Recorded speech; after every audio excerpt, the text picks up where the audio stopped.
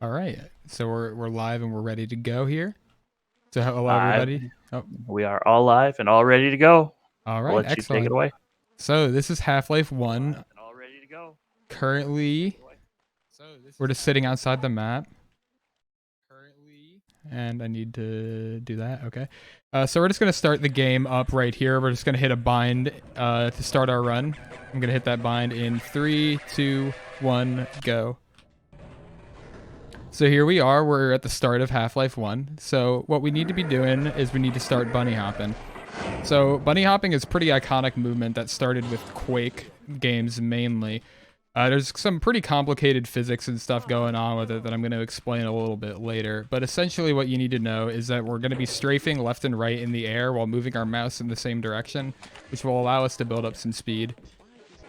So doing so, we can also maintain our speed by jumping the moment we land, which we use the scroll wheel in order to spam our jump inputs a bunch. And there you'll notice that I lowered my FPS. NPCs actually turn faster when you do. I also lower it there because it will make that door open a little bit earlier. So a trend you might notice is that there's a lot of stuff going on all the time. There's a lot of tiny little details to every single map in this game that make it quite the complicated run to run at a higher level. So now we're entering this map twice so we can push these people closer to the door. This is a cutscene you normally have to sit through for a little bit, but we're just going to push this scientist into the door so that we don't have to do that. And upcoming, we're going to be getting to the cutscene part of the game. The good old fun test chamber. Pretty much the longest map in the game, only just because there's no way to make it faster. So these people are going to talk for a bit. We're going to push them closer to their eye receptor. If there's anything that you can read off right now, a minute or two of that would be good. I don't have any donations at this point in time, so All right, that's I'll all let good. you keep running. All right. So I suppose once we get into the next room, I'll start explaining what's going on with bunny hopping. So everything that I'm going to say from bunny hopping, I got from a YouTube video made by a channel called Matt's Ramblings. They have done 3 videos on Quake-related physics stuff so far.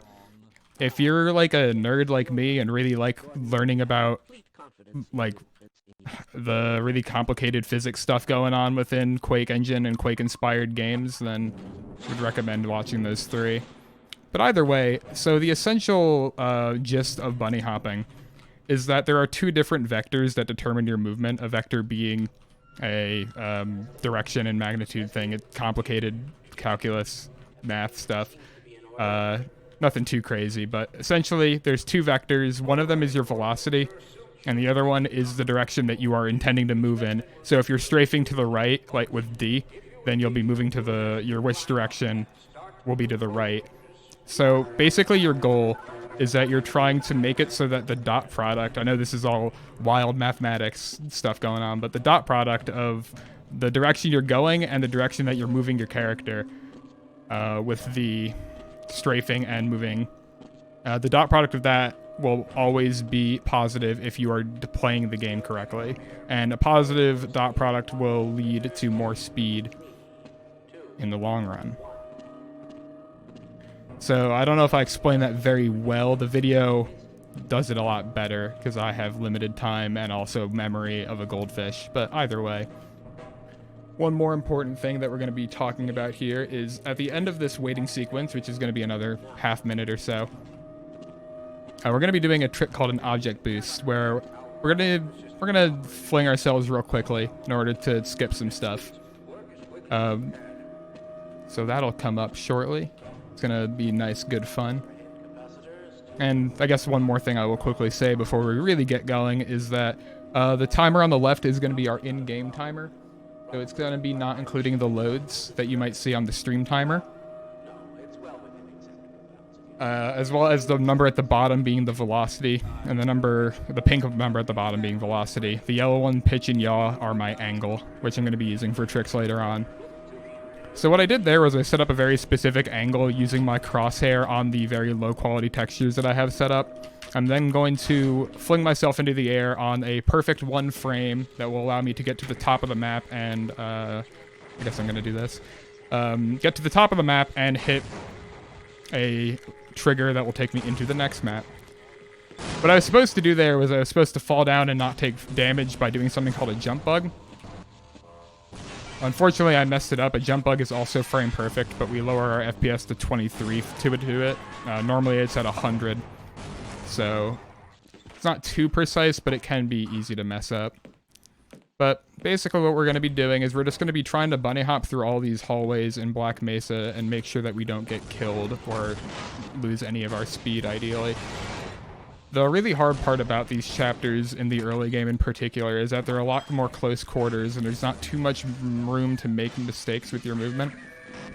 But when you do play well, it looks really smooth and nice, and that's really what I love about this game, is the movement looks really fluid and it's really satisfying to do everything really well.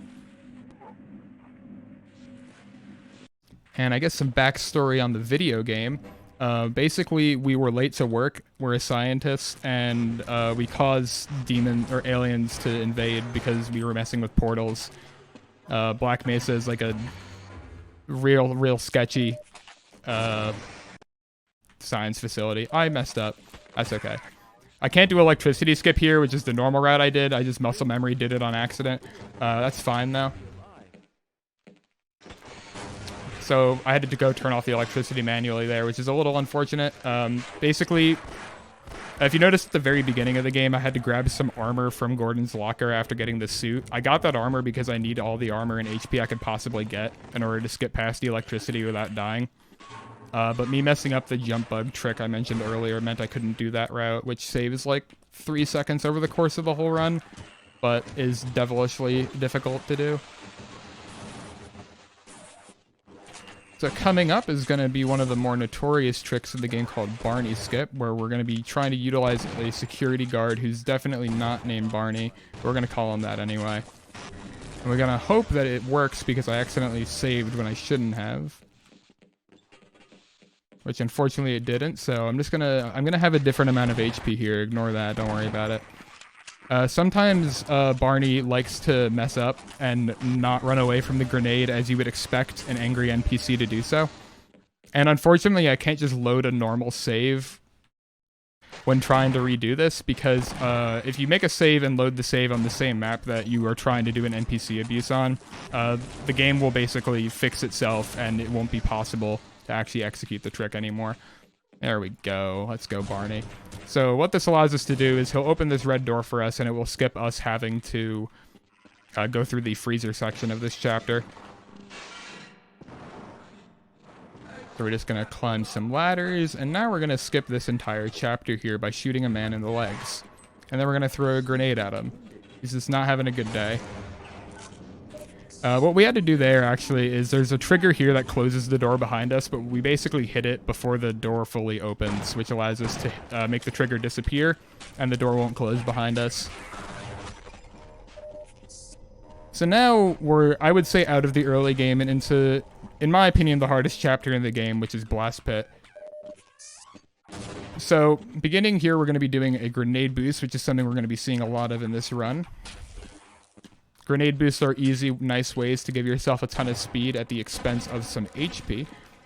Something you may notice is that resource management is actually a pretty important thing. I couldn't do a strat earlier because of lack of HP. HP and armor are two very important resources that we're going to have to be tracking throughout pretty much the entire game to make sure that we can do all the strats and routes that we're going to want to do to get the fastest time possible.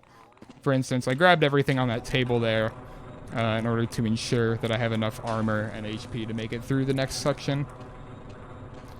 Something interesting about this game that pretty much no other game that I know of does is that grenade boosts are actually lessened by armor. So the more armor you have, the less distance you'll get from a grenade, but you'll also save on more HP. So there's a nice little balance between getting too much armor and causing it to make you lose too much speed for it to be worth it. Or, but also getting like a little bit of armor is nice to make sure that you don't have a ridiculously low amount of HP for the rest of the run. So the tricks I'm doing here are called edge bugs. Basically, if I'm on a platform for only 1 frame, but I slide off of it, which I'll lower my frame rate to 20 to make that a little bit easier on myself. If I only spend 1 frame on that platform, I'll end up sliding off of it and converting some of my vertical speed into horizontal speed. This will also cause me to take no fall damage because fall damage is calculated over the course of 2 frames and not 1. And also, about the FPS stuff, this game's physics is entirely frame rate dependent. Come on, we got this. So, changing the frame rate at all messes with the game's physics in general. I'm trying to do a boost here with these barrels, but this bull squid's kind of giving me a rough time, so I'm just gonna do this like normal. Got a second for me to plug a donation? Go for it.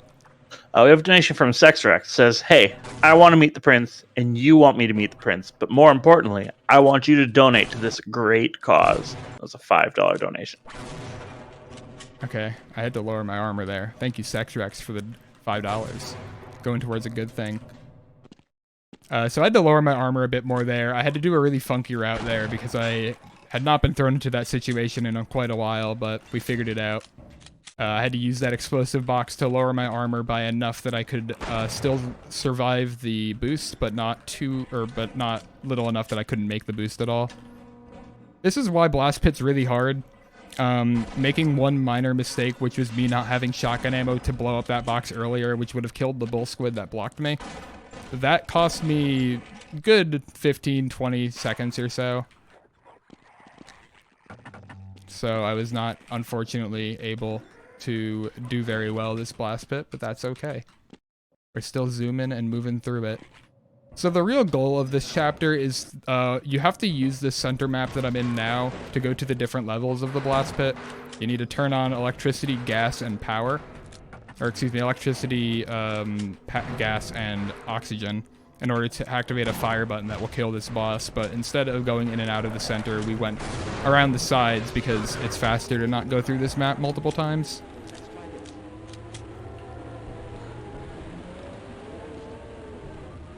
So, I'm going to drop down into this hole and we're going to try to slide along these slanted surfaces that are on the side in order to make our descent a little quicker.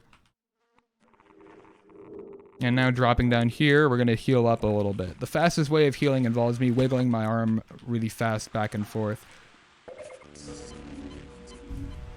There we go.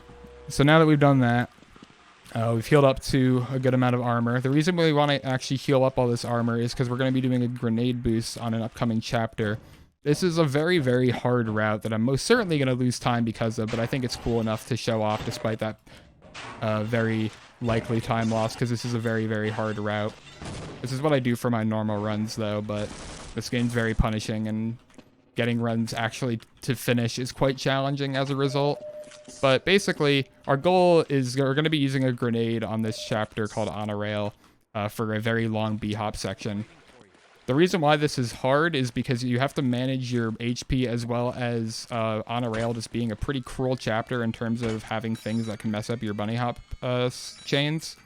A lot of little nooks and crannies on the geometry that cause you to lose all your speed or potentially just get you completely stuck if you're crouching in certain areas, because it's very bizarre and this game is old. But anyway, we're going to do an object boost here. Object boosts are really, really powerful and one of the best tools that the top level runners use to get speed. The main reason it's so good is because it's purely based on... I can't do nade rails anymore, that's so sad. Spent all that time talking about it, now I can't even do it. But basically... Whoops, I lost my train of thought. Nice. But either way, we can't do nade rails there because I took way too much damage from the enemies. Oh yes, object boosting. Object boosting pretty much has no cost associated with it. It doesn't require any ammo. It doesn't require any HP. It doesn't require much of anything other than execution skill. So it's a very powerful tool because it doesn't take any resources away from you.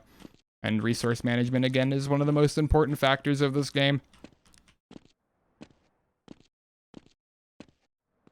So making it through on a rail, we're just going to skip this year puzzle but by standing right below it.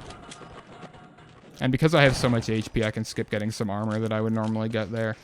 Normally at this point, I would have like less than 10 HP, so I would get a little battery of armor to make sure that I don't die. Not from those soldiers if you don't get caught on one of the bad geometries. You shouldn't ever get hit by them.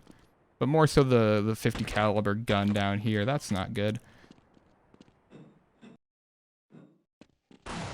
Oh. So we're going to try to get past this 50 cal. Didn't take any damage, which is nice. And now we're going to go fire a rocket. So if anyone likes rockets, there's a rocket on this map. So if you want to go to space, you can hitch a ride on this here bad boy. So we hit the button through the wall, which is probably not going to be good for us, but that's fine. We're just going to go inside and go heal up while this sequence plays out. So unfortunately, you can't really leave this map until this entire rocket sequence plays out. So we're just going to spend some time healing up and getting some extra supplies and stuff to carry with us for the next chapter. And what I'm going to be doing here is I'm going to be shooting my gun 2 full times, so you're going to have to hear this lovely noise. The reason I'm doing this is because if I fire 2 full clips after the screen turns white, it will time when I can hit this button exactly so that I can continue onward as quickly as possible. So basically just using the gun for timing instead of like a watch or something. But either way, that's now on a rail done. We're now in apprehension. So our train goes crazy and goes off the rails, and we can drop down into the water below and go for a little bit of a swim.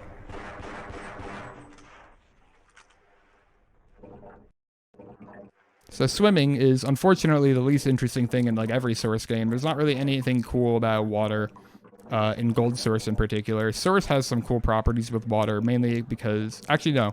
This game does have one cool thing, with, or a couple cool things with water.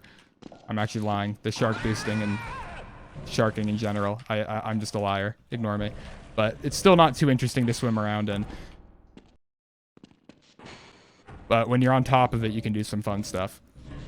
But anyway, apprehension is basically just a chapter where we need to try to get away from water. We don't want to get any water on Gordon, so landing in the water is bad. Also, pushing this too far is bad, and not pushing it enough. There we go. So now what we're going to do here is, since Gordon doesn't have the ability to open doors, we're going to get an alien to do it for us, because they trusted the aliens more with keys to all the doors than they trusted Gordon. So unfortunately, the scientists at the beginning of the game all bullied him, and he just kind of gets left out of all these cool things. Not very fun for him. I forgot about that ceiling. I discovered that the other day. A little invisible ceiling there that caught my speed. So now at the top of this elevator, we're going to do one quick grenade boost, and then we're going to find ourselves in a room with a healing kit. And there's only one thing to do in a room with a healing kit. So we're going to get captured right here. We can heal anyway, because there is actually a healing kit in this room we can use, but if there's anything to be read, now's a good time. I see it. I don't have anything at this point. Not many donations coming through in the late night hours. Everyone's getting ready to spend their money tomorrow, I think. So that's all right. Oh, I agree wholeheartedly. Everybody's just going to do a big push for donations at the end of the marathon. Yeah, that's what always happens at all the marathons. Like to see. So I'm jumping 6 times on this box. That's also to time when a visible wall around me will disappear that is locking me in that position. And the things here are trains, so we can activate them to make them like go on the rails. So we activate the train so that it actually moves. Because we missed the trigger that would make it move on its own, and we grab our crowbar. The train joke is that in the code, those actually are trains. Trains are the only things that have that like 3-level speed thing. So in the game entities, that thing is called a train, I believe, which is good fun. But either way, we're going to do a trick called meat grab. This is also good fun. It's a frame perfect trick. I kind of almost got it there. The way I wanted it to go is I wanted to get through the entire tunnel and keep my speed through to the other side. That's really hard to do.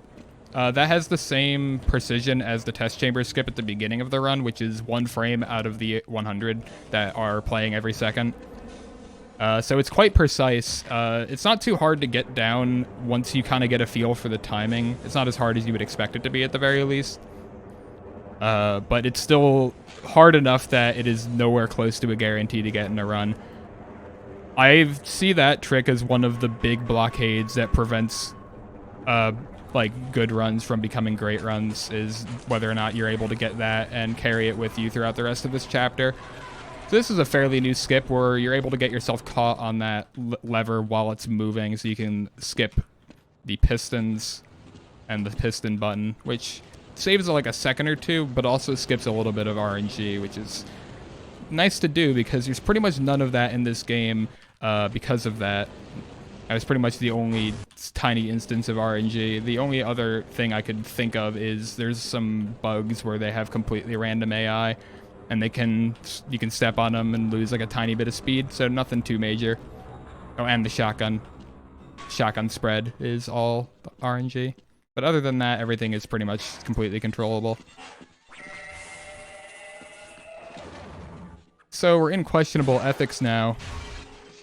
This chapter, in the actual game, this is where you're kind of supposed to realize really just how messed up what Black Mesa's doing is.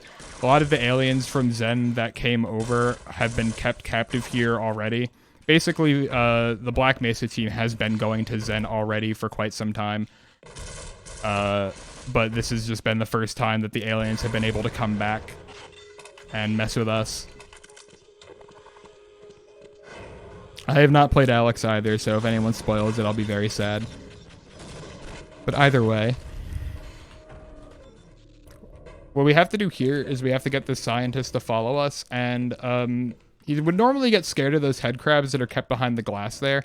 For good reason. The head crabs are inevitably going to break the glass, but when you have 50 or less HP, scientists heal you. It's something that we did earlier in the run to get some extra HP while we were waiting for a sequence to play out that we couldn't speed up. So what that scientist is doing, basically, is he's in a constant state of wanting to heal us, and when he's in that constant state of wanting to heal us, he will basically ignore all other desires other than wanting to heal us. So his main desire of fear of head crabs no longer applies to his AI, and he'll just run past them as if they're not even there. So we're just going to drag him along for a loop here because we want to bring him to the end of this chapter where a door that only he can open awaits.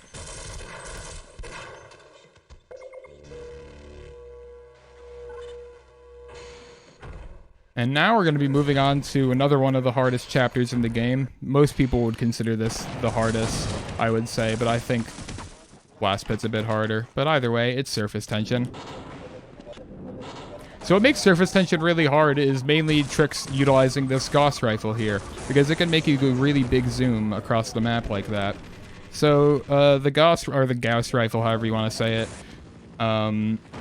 the best thing about it is that it gives you these really big recoil boosts that give you a ton of speed, which allows you to basically start off a bunny hop with a good amount of speed compared to if you were just going to do it traditionally. The only problem with this rifle is that the ammo for it is possibly the most limited ammo source in the game, except for probably rockets, but the rocket launcher is completely useless in this game. So, unfortunately, Gauss ammo being as rare as it is, we can't use it as much as we would generally like to. So this is a fairly new setup for that trick called Colt the Pipe, found by a dude named Colt. You basically hurt yourself doing something called a self-Gauss, where you will reflect the Gauss rifle off of a surface back into yourself, and it will do damage to you, giving you height, allowing us to skip across that entire cliffside really quickly.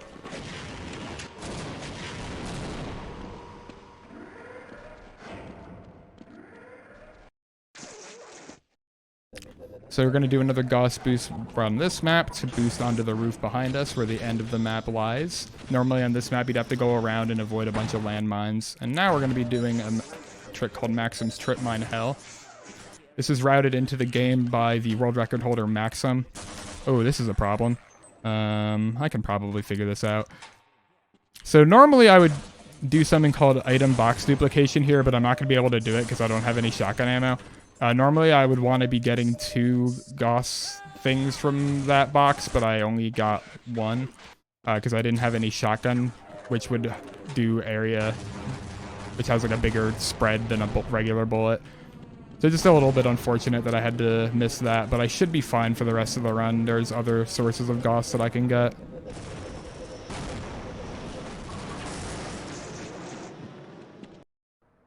So this is possibly the hardest individual trick in the game, called Maxim's IHD, routed in by the aforementioned world record holder Maxim1337. I died. So the hard thing about this is that particularly this boost is really hard to get on top of a out-of-bounds source of water. Basically, for some reason on the upper skybox of maps, there is water instead of like a ceiling or something, instead of the out-of-bounds. So you can kind of swim on top of that water, which allows us to do this map really quickly. And now we're gaining health at 1 health per frame. This is infinite health door. The HP is overflowing because the HP value is only stored as a byte. So we're currently at our 6th cycle of IHD. This door deals -1 damage to us. So we are able to utilize that to get big HP that we're going to use for the rest of the game. Now, despite it being called Infinite Health Door, we still have to worry about our HP and armor routing for the rest of the game. Our armor routing is going to be plain and simple, don't really get any armor.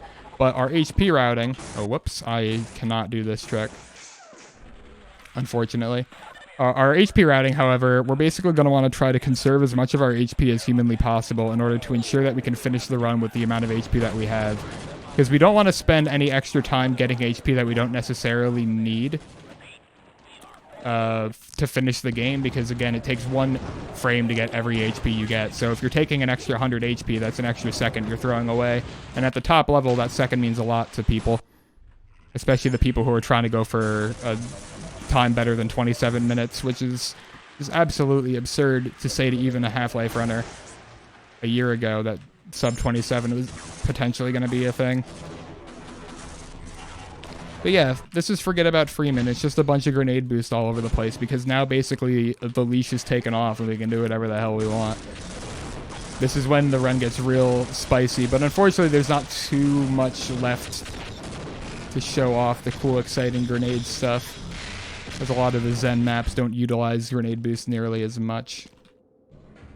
So in order to preserve some HP here, we're going to do an edge bug at the bottom there, which is a free setup. Just walk off with 20 FPS. As long as you're going in a straight enough line, you'll edge bug at the bottom. And it's pretty much a required edge bug, because it'll take away 250 HP if you mess it up. And that's a full 2.5 seconds that you really do not want to waste.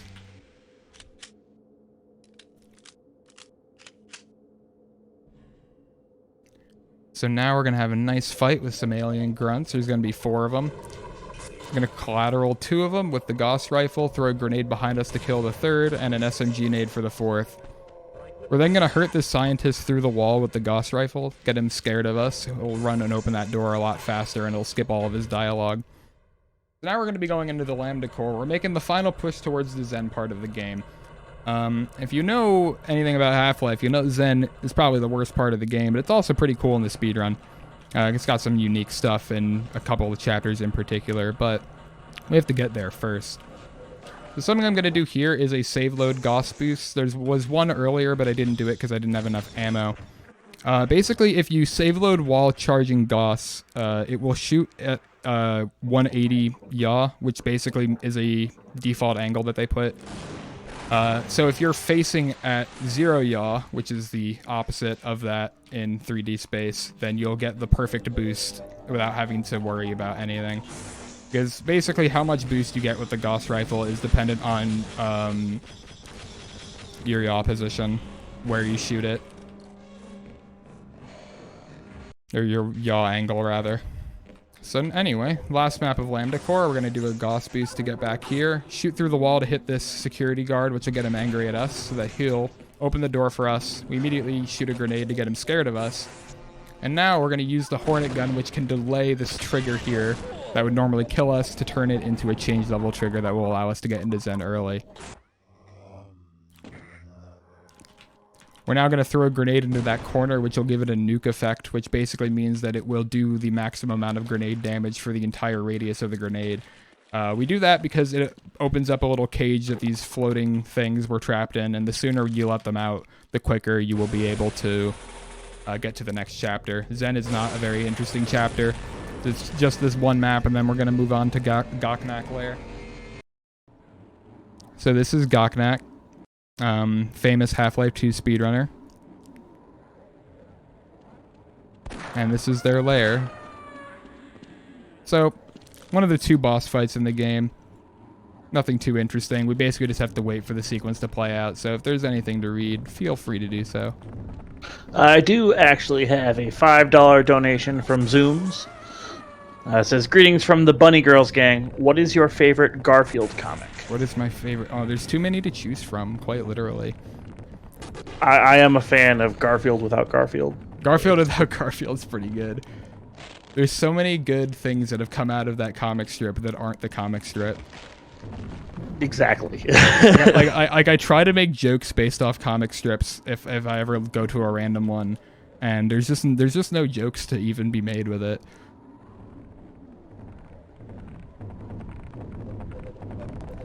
So this second part of the boss, we just have to shoot Goknak, excuse me, in the place. This can actually be a really annoying boss fight to do because sometimes a weird thing can sometimes happen where if you do too much damage on the 3rd phase of the second map of this fight, the Gonarch will end up getting a 4th phase of the second part of the fight. There's 3 parts of the fight. We're skipping the 3rd by blowing up the floor, which is good fun. Now we're doing a grenade boost to get into this teleporter as quickly as we can. And now we're going to do a self-goss on this map. Oh, nope. Wrong map. We're going to wait for our game to load back in. And now we're going to go. I forgot that this map existed and thought I was on the next map for some strange reason. Crazier things have happened. But either way, we're going to move on to the next map, and then we're going to be doing a self-goss on this one. Oops. So we're going to shoot that. I don't know where the wall is that I want to shoot at. I'm just going to do this, I guess. So I'm going to do a grenade boost instead because I messed up. I had to think on the fly there about what I wanted to do. We're going to do another one of those. Another one of those. There we go. And we're going to conserve the momentum from that to try to get through these hallways quickly. Shooting that little nest with the Hornet gun causes the grunts that sleep inside of them to not appear because there's an entity taking the place of where the thing would normally spawn. So now we just got to do a grenade boost to get into this teleporter, which unfortunately we're going on the upper side of. Looks like we're getting around a 32-minute time, which ain't too bad for a marathon. My PB is 29 minutes and 34 seconds, the world record being 27 minutes and 13 seconds. Yes, Maxim is absolutely insane. So we're just going to do Nihilanthe. This is a big boss baby that we have to fight.